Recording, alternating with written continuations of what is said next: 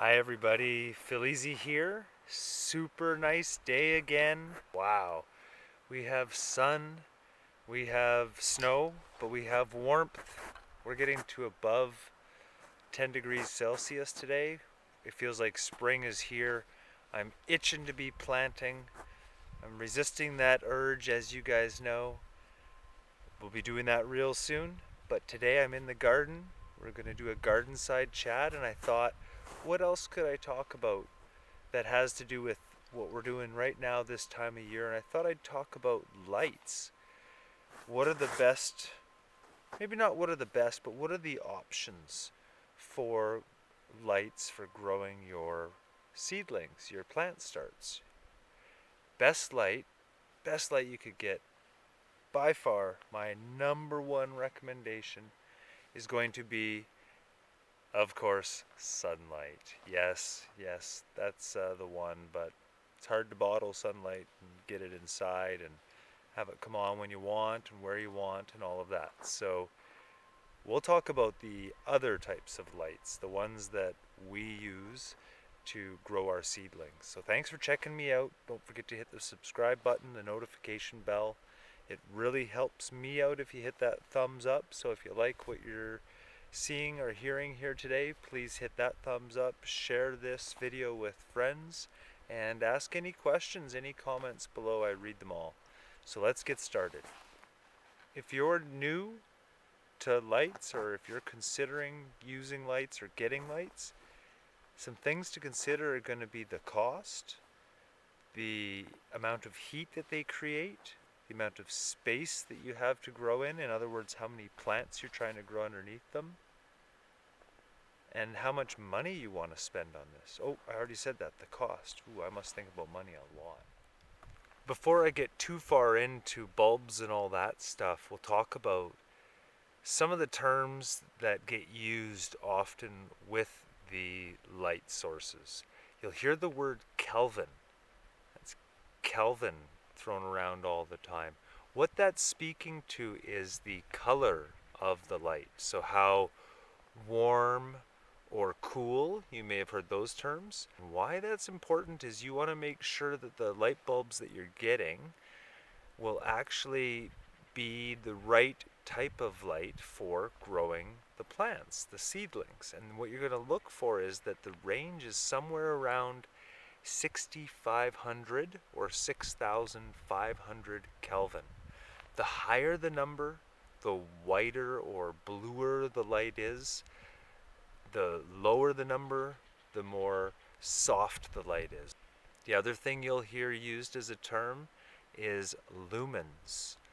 Lumens is talking more about the amount of light, the brightness of the light, not the color, but the brightness. And a simple rule for this one is the brighter the light, the higher the lumen number, the more energy you have being put towards and in the end into those plants. So there is a limit to how much plant you can grow underneath how much light.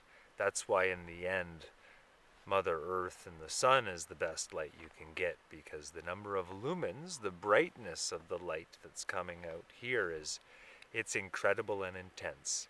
That's part of why I'm wearing these sunglasses. It's not to try to just look cool, haha. It's because I would have snow blindness if I didn't. All the light reflecting off of the snow into my eyes. So those are the two scientific things we needed to get out of the way before we get on to what we think about, what are some of the differences with the lights to consider. There are two main types of lights. You have the grow light bulb or bulbs, and then you'll have the grow light fixtures. The grow light bulbs are how they sound. There'll be a bulb that you can screw into a light socket. They tend to be a lot simpler and easier to use because you literally just take one bulb out and put the bulb in, and that's going to give you the proper light, the proper Kelvin that we talked about that you're looking for. So those can be good for really simple use. Not so good for It's really hard to adjust if you put it in a ceiling. It's going to be hard to adjust the height of your plants in comparison to the light. You want to keep the light close to the tops of the plants the whole way through. So it's going to be less flexible in how useful it is after the fact. There's also a limited amount of space because that one light source will shoot the light out, but it's a fixture tends to have a longer tube type scenario or LED strip that's going to spread the light over a larger area. So if you go with bulbs, that's the advantage is they're cheaper, they're easier to use, they're a lot more simple. Maybe not easier to use, easier to install, but not necessarily easier to use ongoing. So then you have the fixtures, which are going to be more expensive, but they're going to be easier to use ongoing and adjusting. They might be a little bit more difficult to install depending on the type of fixture you get. The light fixture also disperses the light over a larger space. Quite often it won't shoot straight down like that light bulb, but spread it out over the whole width. So you can cover a larger area space with the light fixtures. I personally prefer the fixture, but it will depend on your situation and your place. If you're growing and you only have a very small closet, let's say, literally a closet to grow within, a fixture might not even fit within that closet, and a single bulb might be perfect for what you're trying to do. So think about what kind of space you have and think about the number of plants you're trying to grow underneath it. That will influence the type of whether you go with the bulb versus the fixture. Now we'll talk about the types of bulbs or lights to use. This can be the most tricky topic sometimes, or most confusing if you're new to this, because there are a couple different options. I'm going to keep it simple. I'm not going to get into all the super detailed options. The first type of light that you can use is the incandescent. That's going to be your old school lights, like old school, I mean, in the sense of the old light bulb that you plug in and it's got that little wire filament that lights up, and that's where your light source comes off of. That is, you can use, they have bulbs like that you can use for growing. Now the advantages and disadvantages of those ones. The advantages are inexpensive. They're the least expensive out of your light bulb growing options. Now we jump into the disadvantages already. The heat that comes off of those light bulbs is significant. So if you're growing in either a small space or a slightly small space or an enclosed space, or you don't have a lot of ventilation or any of that, you can heat up your space more than you want, and then you may end up having to cool it. Overall, the incandescent light bulb is just the least efficient from an energy perspective of any of the three main choices that I'm talking about here today. So the second option you have when it comes to light bulbs would be your compact fluorescent light bulbs. They're a really good choice. They're in the middle range when it comes to expense. So they're not your cheapest, but they're also not the most expensive ones. The compact fluorescent bulbs tend to be really good for plants that have low to medium light requirements.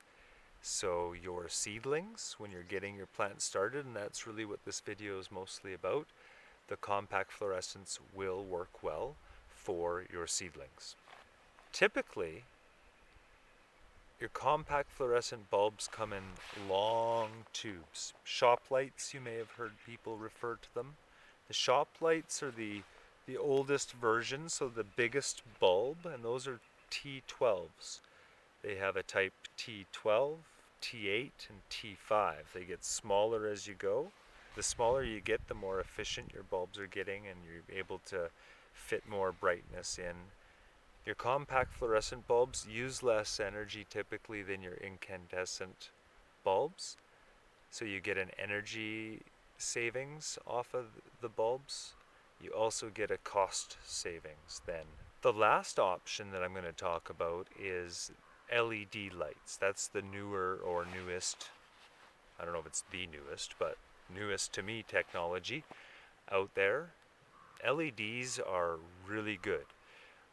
Why they're really good is they emit very little heat. So you have very little loss of the energy going into the heat. All of it's going into your light that's being emitted onto your plants. You can control the spectrum quite often of the light, so that K Kelvin number, you can control how white and bright it is versus how warm it is. They can be quite easy to install. You're not dealing with bulbs anymore, glass that can break, any of that sort of stuff. They're overall just really, really the most efficient way you can go. The only negative that I can tell you about with the LEDs is the cost. They are super duper, in my opinion, still super duper expensive. I personally am not using LED light bulbs as much as I'd like to.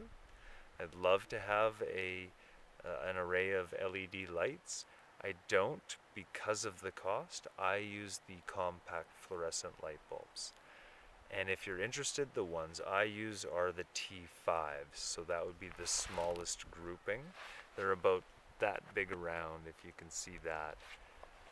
And they're just efficient. I can fit 4 in a fixture, so I have 4 bulbs in one fixture, and that gets a lot of light, covers a lot of area, and I'm able to grow a lot of my seedlings that way.